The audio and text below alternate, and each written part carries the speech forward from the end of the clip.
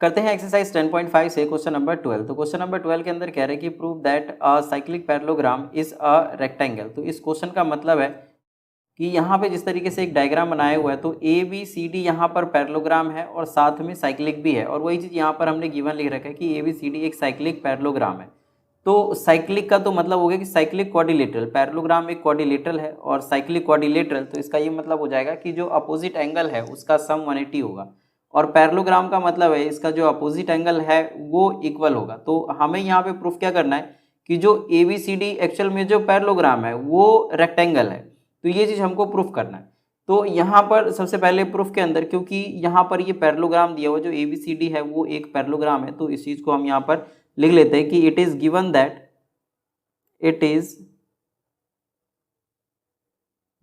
That कि जो A B C D है, A B C D is a parallelogram, और अगर ए बी सी डी यहाँ पर पैरेललोग्राम होता है तो जो एंगल बी है वो हो जाएगा एंगल डी के बराबर। तो ये जो एंगल बी है वो एंगल डी के बराबर हो जाएगा, क्योंकि ये एक पैरेललोग्राम है और पैरेललोग्राम में अपोजिट एंगल जो होते हैं वो इक्वल होते हैं। और इसके लिए हमें यहाँ पर देना भी पड़ेगा, लिखना पड़ेगा कि opposite angles of a parallelogram are equal. तो एंगल बी और एंगल डी ये बराबर हो गया, और इसको हम मान लेते हैं कि हमारा इक्वेशन 1 है। ऑल्सो कि जो यहाँ पे ए बी सी डी है वो एक साइक्लिक है, मतलब साइक्लिक पैरेललोग्राम या साइक्लिक क्वाड्रिलेटरल, मतलब ये हो गया कि इसका जो अपोजिट एंगल है उसका सम 180 डिग्री होगा। तो ऑल्सो जो ए बी सी डी है, A B C D is a cyclic quadrilateral. तो यहाँ पर ABCD अगर ये साइक्लिक क्वाड्रिलेटरल है, पैरेललोग्राम एक क्वाड्रिलेटरल होता है, तो यहाँ पर हम ये बोल सकते हैं कि जो एंगल B है और एंगल D अगर इसको हम सम करें तो ये 180 डिग्री हो जाएगा। और ये चीज़ हमें यहाँ पर रीजन में यहाँ पर देना पड़ेगा कि sum of opposite angles of a cyclic quadrilateral is 180 degree. तो यहाँ पे जो एंगल बी और एंगल डी है इसी वजह से इनका सम 180 डिग्री हो जाएगा, और ये हो जाएगा इक्वेशन सेकंड। तो फ्रॉम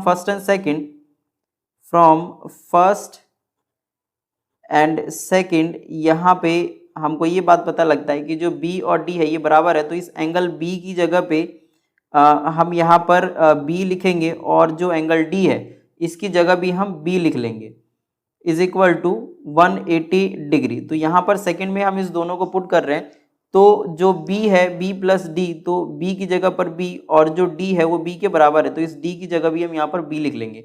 तो angle b plus angle b is equal to 180 degree, और एंगल b और एंगल b को अगर दोनों को अगर हम सम करेंगे तो ये हो जाएगा 2 angle b which is equal to 180 degree. अब इस चीज़ को मैं इधर लिख लेता हूँ साइड में, तो जो एंगल B है ये हो जाएगा, जो 2 है वो डिवाइड के मतलब 180 के डिवाइड में आ जाएगा, और इसको जब हम कैंसिल आउट करेंगे तो ये 90 डिग्री आ जाएगा। तो जो एंगल B है वो आ गया 90 डिग्री, तो angle B is equal to 90 degree. तो अगर एंगल B 90 डिग्री हो गया तो यहाँ पर हम ये बोल सकते हैं कि जो ABCD यहाँ पर जो साइक्लिक पैरेललोग्राम है वो एक्चुअली में ABCD जो है वो रेक्टेंगल है, वो पैरेललोग्राम नहीं है। तो यहाँ पर रीजन में हमें लिखना पड़ेगा, तो इसके आगे मैं यहाँ पे ये लिख देता हूँ और इसको मैं कर देता हूँ एक बॉक्स के अंदर, जिससे ये पता लगे कि हमने इसके बाद लिखा है। तो जो एंगल B है वो 90 डिग्री है, तो यहाँ पर हम लिख सकते हैं कि जो ABCD है, ABCD since ABCD is a parallelogram whose one angle is 90 degree, thus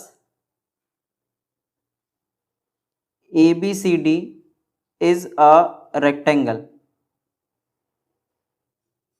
तो इसका ये मतलब हो गया कि ABCD एक ऐसा पैरेललोग्राम है जिसका एक एंगल 90 डिग्री है, क्योंकि हमने एंगल B को 90 डिग्री प्रूफ कर लिया है, और हम जानते हैं कि जो पैरेललोग्राम होता है उसका अपोजिट एंगल इक्वल होता है। अगर B 90 है तो इसका मतलब जो D है वो भी 90 है, तो अगर इस दोनों का सम 90 है मतलब 180 है तो ए और सी का भी 180 ही होगा, और इसीलिए ये साइक्लिक पैरेललोग्राम के साथ साथ ये रेक्टेंगल भी हो जाएगा। मतलब जो पैरेललोग्राम है एक्चुअल में वही रेक्टेंगल है। तो वही चीज़ हमने यहाँ पर लिखा है कि जो बी है 90 डिग्री है, मतलब ABCD is a parallelogram whose one angle is 90 degree, thus ABCD is a rectangle. तो हमें प्रूफ करना था ABCD इज अ रेक्टेंगल, और वही चीज़ हमने यहाँ पर प्रूफ कर लिया। तो इस तरीके से जो ये हमारा आंसर है ये खत्म हो गया। तो यहाँ पर सबसे पहले आपको ये लिखने के बाद में एंगल बी 90 डिग्री है, फिर उसके बाद में ये बॉक्स में जो मैंने लिखा है ये लास्ट में आपको लिख लेना। तो इस तरीके से ये पूरा क्वेश्चन का ये सॉल्यूशन हुआ, क्वेश्चन नंबर 12 का सॉल्यूशन हुआ।